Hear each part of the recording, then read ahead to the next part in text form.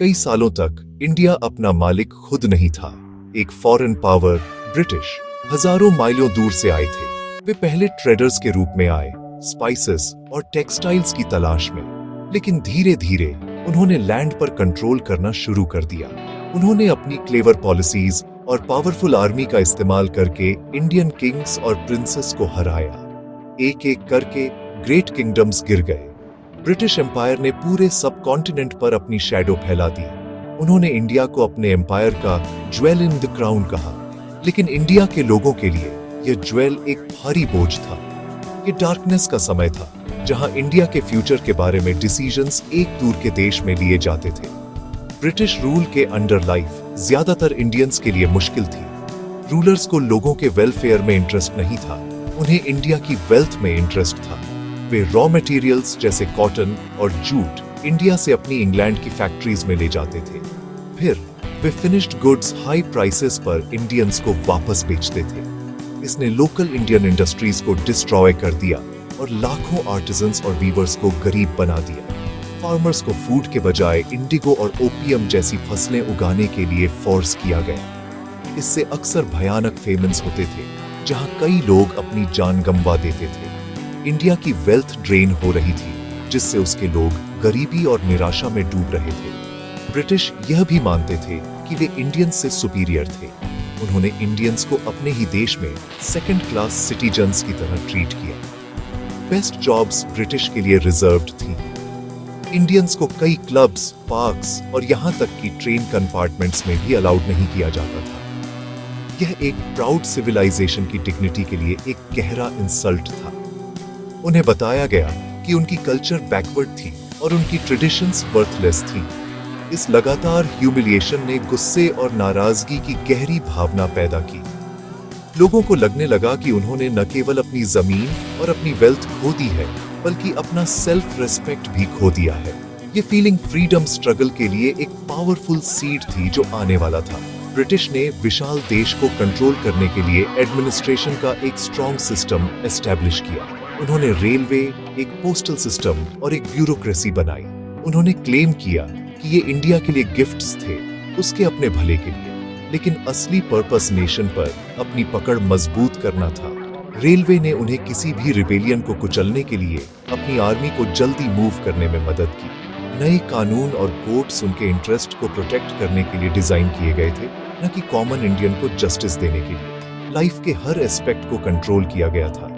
India के लोगों को धीरे धीरे एहसास हुआ कि वे एक सोने के पिंजरे में रह रहे थे। ये एक पिंजरा था जिसे ब्रिटिश की सेवा के लिए बनाया गया था, और अब इससे फ्री होने का समय आ गया था। फ्रीडम या स्वराज की जरूरत सिर्फ एक पॉलिटिकल आइडिया नहीं थी। ये नेशन के दिल से एक गहरी इमोशनल पुकार थी। यह अपनी ही लैंड में आजादी से सांस लेने की इच्छा थी। लोग देख रहे थे कि उनका देश हर दिन गरीब होता जा रहा है। उन्होंने देखा कि उनके कल्चर का अनादर किया जा रहा है।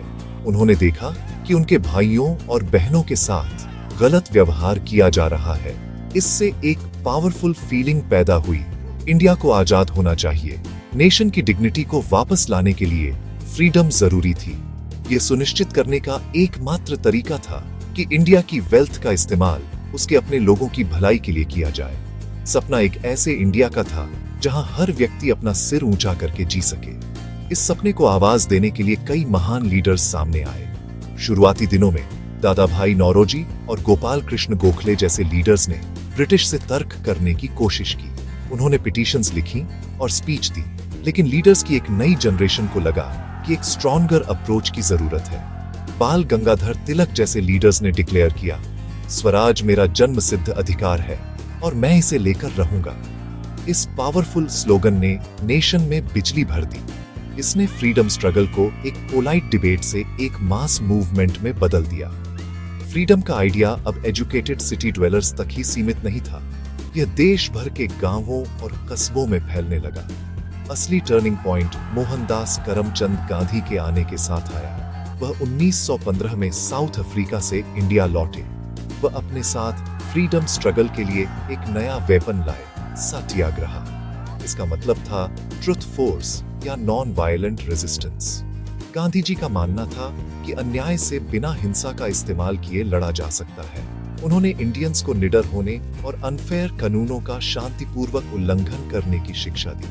उनकी सिंपल लाइफस्टाइल और कॉमन लोगों के साथ गहरे कनेक्शन ने उन्हें एक प्यारा लीडर बना दिया। लोग उन्हें महात्मा कहने लगे, महान आत्मा। उन्होंने इंडियन नेशनल कांग्रेस को एक एलीट क्लब से मासेस के एक पावरफुल ऑर्गेनाइजेशन में बदल दिया। गांधी के साथ कई अन्य लीडर्स ने भी महत्वपूर्ण भूमिकाएं निभाई। जवाहरलाल नेहरू एक विजनरी लीडर, एक मॉडर्न, साइंटिफिक और डेमोक्रेटिक इंडिया का सपना देखते थे। सरदार वल्लभ भाई Patel, iron man of India, एक ब्रिलियंट ऑर्गेनाइजर थे जिन्होंने देश को यूनाइट किया। सुभाष चंद्र बोस का मानना था कि फ्रीडम को किसी भी तरह से जीतना होगा और उन्होंने इंडियन नेशनल आर्मी का गठन किया। सरोजिनी नायडू जैसी शख्सियतें, एक पावरफुल पोएट और ऑरेटर, ने महिलाओं को मूवमेंट में शामिल होने के लिए इंस्पायर किया। डॉ. बी.आर. अंबेडकर ने न केवल देश की फ्रीडम के लिए बल्कि दमित वर्गों के अधिकारों के लिए भी लड़ाई लड़ी। हर लीडर का एक अलग अप्रोच था, लेकिन उन सभी का एक कॉमन अटल गोल था, एक आजाद इंडिया। फ्रीडम की जर्नी कई बड़े मूवमेंट्स से मार्क की गई थी जिन्होंने ब्रिटिश एम्पायर की नींव हिला दी। उनमें से एक पहला नॉन कोऑपरेशन मूवमेंट था जो 1920 में लॉन्च किया गया था। गांधी जी ने इंडियंस से ब्रिटिश गवर्नमेंट के साथ शांतिपूर्वक नॉन कोऑपरेट करने को कहा। स्टूडेंट्स ने गवर्नमेंट स्कूल्स और कॉलेजेस छोड़ दिए। लॉयर्स ने ब्रिटिश कोर्ट्स का बॉयकॉट किया। लोगों ने फॉरेन गुड्स खरीदना बंद कर दिया और खादी, हाथ से काता और बुना हुआ कपड़ा पहनना शुरू कर दिया। यह सेल्फ रिलायंस का एक पावरफुल स्टेटमेंट था। इस मूवमेंट ने ब्रिटिश को दिखाया कि वे इंडियंस के कोऑपरेशन के बिना इंडिया पर रूल नहीं कर सकते। इसने सभी वर्गों के लोगों को एक कॉमन कॉज में यूनाइट किया। एक और हिस्टोरिक इवेंट दांडी मार्च या सॉल्ट मार्च 1930 में था। ब्रिटिश का एक कानून था जिसने इंडियंस के लिए अपना सॉल्ट बनाना इलीगल बना दिया था।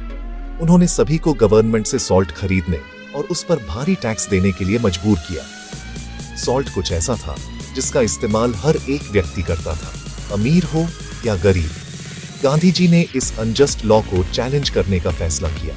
उन्होंने अपने आश्रम से दांडी के कोस्टल विलेज तक 240 मील की एक लंबी मार्च शुरू की। रास्ते में हजारों लोग उनसे जुड़ गए। जब वे समुद्र तक पहुंचे तो उन्होंने मुट्ठी भर सॉल्ट उठाया, सांकेतिक रूप से ब्रिटिश कानून को तोड़ते हुए।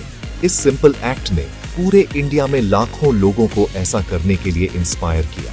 ब्रिटिश को छोड़ने का फाइनल कॉल 1942 में क्विट इंडिया मूवमेंट के साथ आया।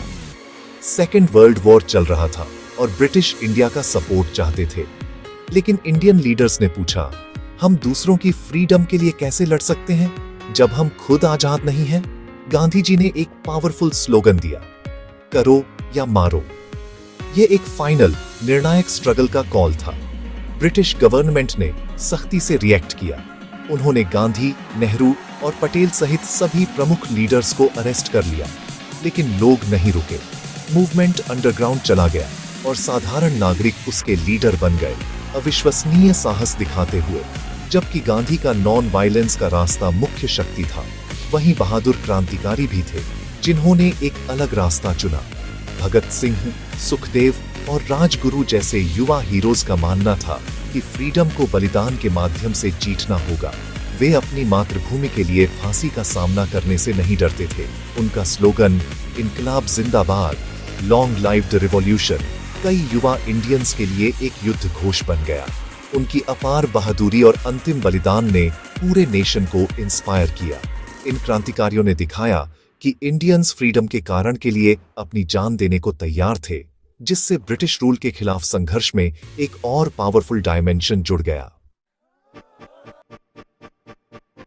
फ्रीडम स्ट्रगल सिर्फ महान लीडर्स की कहानी नहीं थी, ये लाखों आम लोगों की कहानी थी। फार्मर्स, वर्कर्स, स्टूडेंट्स और महिलाएं इस मूवमेंट की रीढ़ थीं। उन्होंने पुलिस की लाठियां झेली और जेल गए। महिलाएं बड़ी संख्या में अपने घरों से बाहर निकलीं। उन्होंने फॉरेन गुड्स बेचने वाली दुकानों पर पिकेटिंग की, मार्च में पार्टिसिपेट किया और यहां तक कि जब मेल लीडर्स जेल में थे तब मूवमेंट की कमान संभाली। बच्चों ने भी अपना पार्ट प्ले किया। उन्होंने वॉनर सेनाएं या मंकी ब्रिगेड्स बनाई, मैसेंजर्स के रूप में काम करते हुए और पैम्फलेट्स डिस्ट्रीब्यूट करते हुए। उनके छोटे लेकिन बहादुर एक्ट्स ने दिखाया कि फ्रीडम की इच्छा हर इंडियन के दिल में जल रही थी, चाहे वह युवा हो या बूढ़ा। आखिरकार दशकों के स्ट्रगल और अपार बलिदान के बाद वह पल आ गया। British government second world war से कमजोर और एक ऐसे नेशन का सामना कर रही थी जिसने रूल होने से इनकार कर दिया, इंडिपेंडेंस देने के लिए सहमत हो गई। हालांकि फ्रीडम एक भयानक कीमत पर आई। ब्रिटिश ने देश को 2 राष्ट्रों में विभाजित करने का फैसला किया, इंडिया और पाकिस्तान। इससे व्यापक हिंसा हुई और मानव इतिहास में सबसे बड़े माइग्रेशन में से एक हुआ। लाखों परिवार बेघर हुए और अनगिनत जाने गए। यह एक दिल दहला देने वाली त्रासदी थी जिसने सब कॉन्टिनेंट पर गहरे गह्वर छोड़े। फ्रीडम की खुशी विभाजन के दर्द के साथ मिली हुई थी। 15 अगस्त 1947 की आधी रात को इंडिया ने आखिरकार अपनी इंडिपेंडेंस हासिल कर ली। अपने famous speech tourist with destiny में इंडिया के पहले प्राइम मिनिस्टर जवाहरलाल नेहरू ने डिक्लेयर किया कि आधी रात के समय जब दुनिया सो रही थी, इंडिया जीवन और फ्रीडम के लिए जगेगा। इंडियन तिरंगा झंडा दिल्ली के रेड फोर्ट पर पहली बार फहराया गया। पूरे देश में सेलिब्रेशंस थे। 200 साल के फॉरेन रूल के बाद इंडिया आखिरकार एक फ्री नेशन था। लोग अपने भाग्य के मालिक थे। यह अपार गर्व और खुशी का क्षण था उन लाखों लोगों के लिए, एक जीत जिन्होंने इस दिन के लिए सपना देखा था, संघर्ष किया था और बलिदान दिया था। आज 21 जुलाई 2025 को हम उस संघर्ष को देखते हैं। हम हर साल 15 अगस्त को इंडिपेंडेंस डे मनाते हैं ताकि उस ऐतिहासिक दिन को याद कर सके। हम अपने फ्रीडम फाइटर्स के बलिदानों को याद करते हैं। हम अपने लीडर्स के विजन को याद करते हैं। ये फ्रीडम कीमती है। ये हमें अपनी सरकार चुनने, अपने सपनों को फॉलो करने और डिग्निटी और इक्वालिटी के साथ जीने का अधिकार देती है। इस फ्रीडम को प्रोटेक्ट करना और उस इंडिया का निर्माण करना हमारा कर्तव्य है जिसका हमारे फ्रीडम फाइटर्स ने सपना देखा था। एक ऐसा इंडिया जो स्ट्रॉन्ग, प्रॉस्पर्स, इंक्लूसिव और दुनिया के लिए आशा का प्रतीक हो। हमारी इंडिपेंडेंस की कहानी हमें याद दिलाती है कि यूनिटी, साहस और दृढ़ता के साथ कोई भी चुनौती बहुत बड़ी नहीं होती।